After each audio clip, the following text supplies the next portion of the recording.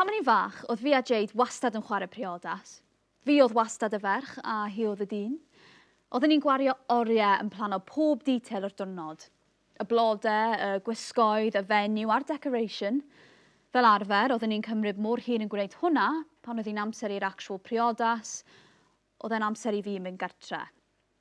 Oedden ni wastad i dweud bod ni'n cario ymlaen y diwrnod nesaf, ond oedden ni jyst yn dechrau o'r dechrau. Un diwrnod, nes i ofyn wrtho hi os bysyn ni medru cael shotgun wedyn, heb y plano. Ond dwedodd Jade bod hwnna ddim yn romantig. Dwedodd hi mae'r part fwyaf exciting am briodi oedd y priodas. Dim y seremoni. Nath hwnna frifa teimladau fi ar y pryd. O'n i'n lico'r plano, ond o'n i'n edrych ymlaen i briodi Jade. Mae'n ironig, really, felly bod Jade wedi rysio mewn i actual priodas hi. Nath hi gyfarfod Daniel 5 mis yn ôl mewn bar yn Port. Oedd ganddyn nhw loads o mutual friends. According i Jade, oedd e'n love at first sight. Ond fi'n nabod hi. Dwi'n gwybod taw dim dyna ydi o. Yn tyfu fyny, oedd fi a Jade yn byw o fewn 5 munud o'i gilydd. Oedden ni yr un oedran, ond oedden ni erioed yn yr un ysgol. Oedd tad Jade yn brifathro mewn ysgol yn Ynys Môn. Felly oedd hi'n mynd i'r ysgol yna tra oedden ni yn mynd i'r ysgol leol. Felly fi oedd ffrind gartre Jade. Yn yr ysgol gynradd, o'n i'n methu aros tan 3 o'r gloch ddod. O'n i'n rithro adren, sgoffo lawr pac o Jaffa Cakes neu jam ar dost cyn redeg draw i'w thi hi, i fod yn disgwyl amdani pan ddaw i gartre.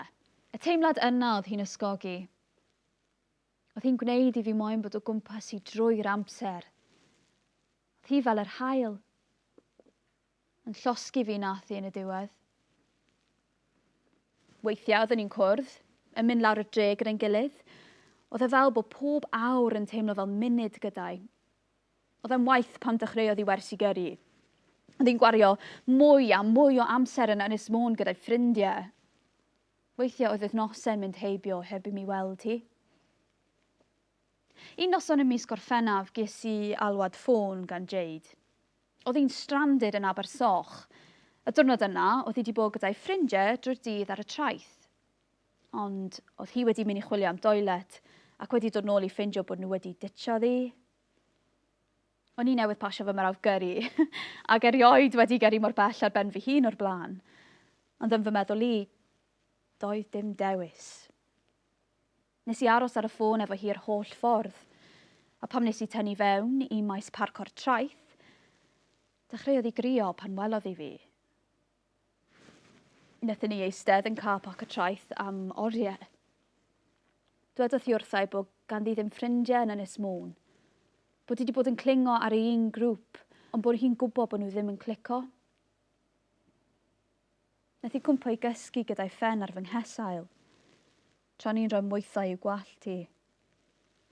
Oedd hi'n ogleuo fel holidays, fel coconut a halen môr. O'n i erioed wedi bod mor agos â hyn iddi o'r blaen. Teimlo gres ei chorffi yn pwyso lawr arna i, wel, oedd e'n teimlo fel bod gartre. O hyn ymlaen, oedden ni'n nôl yn gweld ein gilydd pob dydd ar ôl ysgol. Oedden ni'n studio fe'n gilydd adeg aroliadau, o'n ni'n gyrru hi'r ysgol weithiau ac yn pigo i fyny pan oedd gennau free lessons. Erbyn y pwynt yma, oedd rhaid i fi gyfaddef i fi fy hun bod fy nheimladau i ddim yn platonig bellach. Y tro gyntaf es i allan go iawn o gwmpas pubs y dre oedd Jade gyda fi. Hwna oedd y tro gyntaf nes i feddwi. Oedd y ddwy ohonyn ni wedi bod yn down o shots yn y 4 Alls tan 1 o'r gloch y bore nes gafon ni kick-out. Oedden ni'n stagro gartre pan gysanodd i fi. Nes i rewi. Oedd hi'n giglo a deud bod neb o gwmpas bod neb di gweld. Nath y gysan yna set o rhyw fath o explosion off tu fewn i fi. O'n i methu stopo meddwl amdano fe, a'r ffaith bod y ddau ohonyn ni'n eithaf buzzed off alcohol. Oedd yr holl beth yn teimlo'n fwy exciting rhywsut. Doedd dim sôn am y gysan eto. Ond newidiodd rhywbeth yn y ffordd oedd hi'n ymddwyn. Dechreuodd hi eistedd yn agosach. Oedd ei llaw hi'n lingron chydig yn rhy hir pan oedd hi'n pasio'r textbook draw i fi. O'n i'n teimlo mod i wedi meddwi arni hi. Oedd y cyffyrddiadau yma'n teimlo fel cyffur. Oedd e'n llenwi'n veins i ac yn gwneud i fy anadl dal fy ngwddm. O'n i'n gwenu drwy'r amser. Methu aros i weld hi. Penderfynodd y ddau ohonyn ni bod ni am fynd i'r un prifysgol. Oedd e'n teimlo fel bod paradise ar y gweill. Bob dydd oedd e'n dod yn un agosach tan diwrnod results. Oedd y ddwy ohonyn ni wedi cael lle yn Manchester. Penderfynon ni mynd syth mewn i fflat, just y ddwy ohonyn ni yn lle gwneud blwyddyn mewn halls. Oedd y gwyliau haf i gyd yn trips i IKEA a creu mood boards yn fflat ni. O'n i'n methu aros. Pan nath Jade ofyn i fi fod yn forwyn priodas, oedd e ddim yn annisgwyl. Ond ar yr un pryd nath e daflu fi off kilter. Nes i dweud ie, heb feddwl. Mewn gwirionedd, doedd dim dewis arall. Sut allwn ni wrthod hi? Y noson ar ôl iddi ofyn wrthai, o'n i methu setlo. Oedd y fflat yn teimlo'n rhy fawr, fel oedd o'n ymestyn o'i nghwmpas i. O'n i'n teimlo fel bod gen i gyllell yn fy sgyfaint.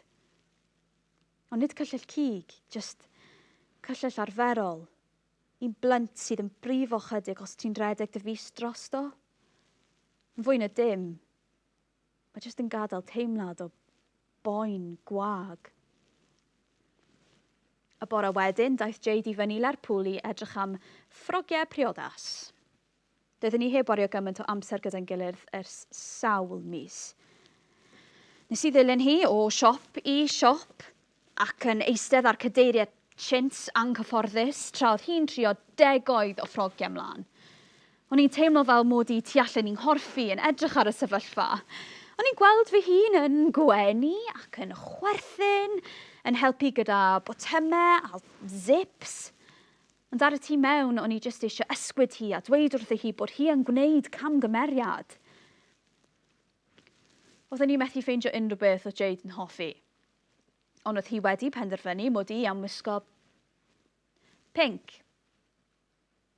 Y noson yna, wnaethon ni ordro takeaway a gwylio Bride Wars ar Netflix, ond pob hyn a hyn, o'n i'n dal hi'n edrych arno fi. Hwyrach ymlaen. O'n i'n eistedd yn fy ngwely pan ddath hi mewn. Dwedodd hi bod e ddim yn teimlo'n iawn bod ni'n cysgu ar wahân ar ôl holl flynyddoedd. Oedd popeth yn fy meddwl i'n deud wrthai yrru hi nôl i'r stafell sbar. Ond o'n i'n methu ffeindio'r geiriau. Nes i roi'r golau ffwrdd a gorwedd wrth ei hymyl. Oedd hi'n syllu arno fi efo'r llyged na. A ni nôl. Yn y dre, pan o'n i'n 17, wedi meddwi am y tro gyntaf. Fel moth i'r fflam oedd hi wedi tynnu fi'n agosach ac yn ei argoll ynddi unwaith eto efo'n synhwyrau i gyd ar dan. Yn uni, oedd Jade yn deffro'n gynnar yn bob bore i fynd am run, ac oedden ni braidd yn gweld ein gilydd. Un noson, nes i yfed mwy nag arfer, a nes i ffeindio fy hun yn gwneud fy ffordd gartre ar ben fy hun. Nath o gymryd bron i 10 munud i fi sylweddoli bod rhywun yn fy nilyn ni. Nes i dechrau cerdded yn gyflymach ar ôl sylweddoli. Ond o'n i o leia 3 gin y tonic ar ochr anghywir o tipsy a o'n i methu cael y palmant i aros yn syth ymlaen i. Nes i ffeindio fy hun yn baglu a crafu fy moch yn erbyn y wal. O'n i ddim yn siŵr iawn ble o'n i ar y pryd a nes i'r mistake o stopo i drio weld os fyswn i'n medru adnabod unrhyw beth o'n ngwmpas. Oedd e arna fi, cyn i mi gael chance i sylwi. Oedd ei anadl yn boeth yn fy nglusti ac ei ddwylo fo'n mhobman. Oedd o wal yn crafu tu mewn i'n nghefni. O'n i methu gweld dim byd ond coler crys glas. Oedd ei aftershave o'n tag i fi. Nath ei ffôn o dechrau canu, a dechreuodd o panico. Nath y ollwng fi a nes i rhedeg nes o'n i'n methu gweld dim byd o'n nghwmpas, o'n i'n teimlo fel mod i'n hedfan, a'n rhaid i'n sgim o'r ddeiar. Yn y bore, oedd Jade yn eistedd drws nesaf i fi ar y gwely. O'n i dal yn dillad neithiwr. Mi oedd sheets gwely yn spotted efo gwaed a oedd aftertaste alcohol yn fy ngheg i wneud i fi deimlo'n embarrassed ac yn fudur. Nath Jade dweud mod i wedi cyrraedd adre tua 2 o'r gloch yn crio, yn gweidi o'r scratches oedd ar fy nghefn a wedi gwrthod siarad gyda hi. Wedes i wrthi beth oedd wedi digwydd, dim achos o'n i eisiau dweud wrtho hi, ond achos o'n i'n trio profi i fi fy hun mod i'n medru siarad am y peth. Nath hi helpu fi mewn i'r bath, a golchi'n fy nghefn, a golchi'n wallt i fyd. Oedd hi mor gentle, fel fysa un rong brwf yn craco'n nghroen i. Wedyn nath hi seto fi fyny ar y soffa gyda duvets, pillows a hot chocolate. O'n i mewn daze. O'n i'n teimlo fel plentyn unwaith eto yn cael fy nhywys o le i le. Dechreuais i godi'n gynnar gyda Jade i fynd i redeg. O'n i'n teimlo ryddhad yn llosg fy ysgyfaint a oedd yn esgus i fi gael mwy o amser gyda hi. Y noson gyntaf i fi fynd allan ers y digwyddiad, oedd y ddwy ohonyn ni newydd fod yn bryd o fwyd ac yn cerdded yn ôl gartre pan stopodd i fi. Oedden ni'n gwynebu'r waterfront wrth Media City ac mi oedd y goleuadau yn gwneud i'r dŵr dawnsio efo sparkles. Oedd fi a Jade heb gysanu ers y noson yn y dre pan o'n i'n 17. Ond o'n i'n gweld yn ei llygyd hi ar y waterfront bod hi am wneud y to. Oedd y foment yna fel snapshot perffaith yn fy meddwl i. A newidiodd popeth. Oedd e fel yn spoken agreement rhyngddo ni bod ein perthynas ni'n official. Ar ôl graddio, oedd Jade moyn symud nôl gartre, ond o'n i newydd cael cynnig swydd yn Lerpwl. Oedd y ddwy ohonon ni wedi cloi mewn rhyw stand-off. Dechreuodd ni bacio i fyny'r fflat. Dechreuodd hi bacio i fyny'r fflat a labelu rai bocsys efo gartre a rhai efo Lerpwl. O'n i'n gwybod bod hi'n disgwyl i mi stopodd hi. Un diwrnod, nes i ddeffro'n hwyr, a Jade di mynd. Dim nodyn, dim gair, just pile o focsys yn erbyn yr wal yr ystafell fyw. Oedd hi di wneud e. Wedi'n gadael i. Nes i roi'r bocsys yn y car a gyrru syth i Lerpwl. O'n i ddim eisiau aros yn y fflat hebddi. Oedd pob cornel yn atgof o Jade. Fel o'n i'n gyrru, o'n i braidd yn medru gweld yr heol gyda'r dagre yn fy llyged. Oedd rhaid i fi stop am yn lay-by. Oedd gennau'n unlle i fynd yn Lerpwl eto. O'n i heb edrych am fflat oherwydd o'n i'n siŵr fysa Jade yn dod rownd a byddwn ni'n edrych gyda'n gilydd. Oedd y thought o orfod gwneud hynna hebddi yn digon i orffen fi. Nes i grio gyment.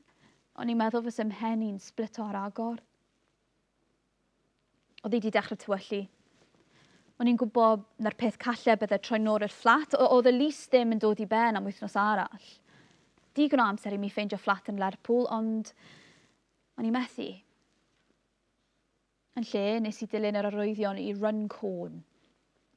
O'n i'n gwybod bod yna Travelodge yn agos. O'n i wedi aros yna blynyddoedd yn ôl cyn mynd ar fy ngwyliau. A felly, fel yna, dechreuais i fy mywyd sengl. Mewn Travelodge, yn Runcorn, yn gwylio Long Lost Families. A dyma fi nawr. 3 years later, yn edrych fel blamonge pink, yn gwylio hi'n cerdded lawr yr ail. Felly nes i ffocysu ar y botymau ar chefn ei ffrog hi. Y rhai nes i wneud fyny. Yn gwybod bod hi'n amser i mi wynebu bod Jade wedi gwneud ei ddewis. A nawr mae'n rhaid i mi wneud un fi. Allai ddim treulio gweddill fy mywyd yn dilyn hi o gwmpas, dwi angen symud ymlaen. Ond wedyn mae'n llygyd ni'n cyfarfod pan mae hi'n codi'r feil. Dwi'n nabod y look na. A dwi'n meddwl i fi fy hun. Ydyn ni byth yn mynd i allu stopio